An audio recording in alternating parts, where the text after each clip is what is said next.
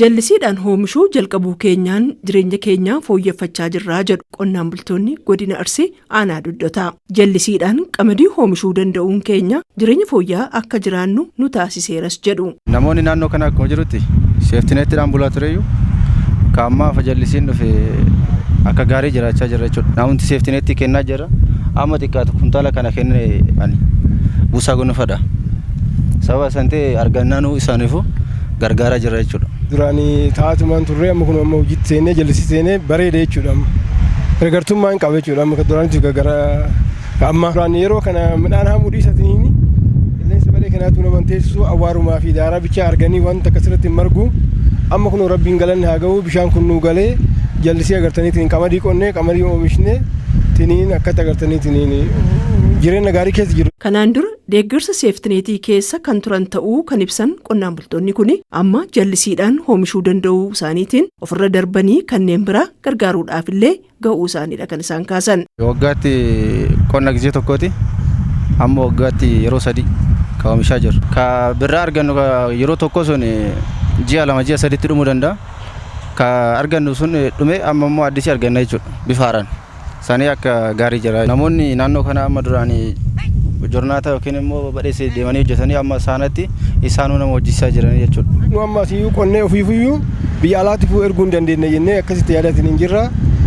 Bareeda galanni isaa ga'u jechuudha. Waggaatti yeroo 3 oomishna garuu yeroo 2 bareeda oomishna jechuudha. Inisheetivii qonni qabatee deemu keessa isa olaanaa kan ta'e qamadiidha akka godina keenyaatti kan jedhani itti gaafatamaan waajjira qonnaa godina Arsii obbo Ibrahim Qaasoo yeroo ammaa lafa bal'aa oomisha qamadiidhaaf taasifne isaanis bu'aa guddaa irraa argaa jirraa jedhu. Akka godina Arsiitti inisheetiviiwwan qonni qabatee deemu keessaa inni guddaa fi ijoon oomisha qamadii jallisii bonaati.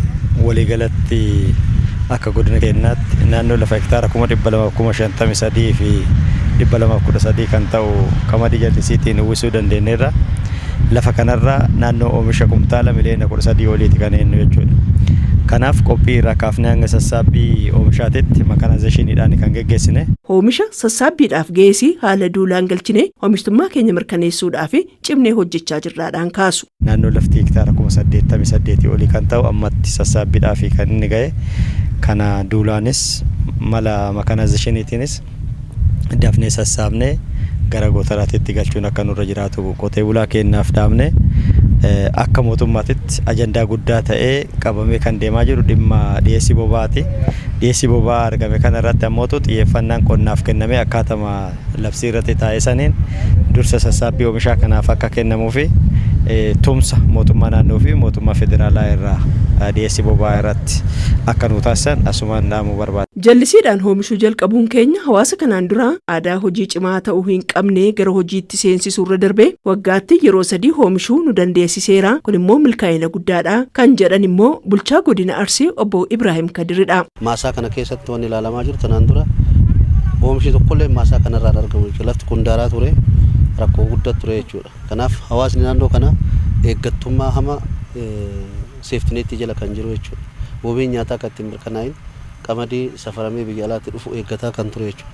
Kun ilaalchi fi leenjiin gurguddoon ta'e karooran inisheetiviin irratti hojjetame ilaalchi qonnaan bulaa naannoo kana, ilaalchi hawaasa naannoo kana, ilaalchi dargaggeessa naannoo kana hojjechuu nama danda'u jijjiirame qotee bulaan naannoo kana jiru bifa kanaan lafa kanarratti oomishuu danda'ee jira. Waggaatti yeroo tokko kan ture waggaatti yeroo 3 oomishuu danda'ee jira. Amma kana irraa kaasee shunkurtaa facaasaa jira. Akkuma shunkurtiin irraa ka'een immoo qamadiitti deebisaa jechuudha.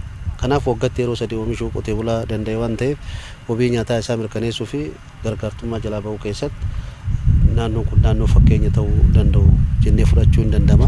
Hojii inisheetivii qonnaa hojjennu kanaa fi galtee murteessaa ta'ee fi rakkoon sadarkaa idil addunyaatti mudate qormaata ta'us dursineetti yaaduu keenyaa fi qaamolee dhimmi ilaallatu waliin qindoominaan hojjechuu keenyaan rakkinicha akka mo'annu nu taasisee jira kan jedhan immoo Dr. Mangistuu Baqqalee paartii badhaadhina Oromiyaatti itti gaafatamaa damee ijaarsaati. Yeroo ammaa biyyi keenya qormaata boba'aa kan wajjin wal qabatee rakkoo guddaatu jira. Akkuma arginu garuu dursa maashiniiwwan oomisha qotee bulaa sassaabuu danda'an irratti xiyyeeffannoo kenninu kan jenne saniin kombaayineroonni kun boba'aa isaaniif barbaachisu argatanii haala ammayyaa ta'een oomisha sassaabaa jiraachuun isaanii qormaan amma barbaade heddummates injifannoodhaan xumuruu akka dandeenyu kan namatti agarsiisnu.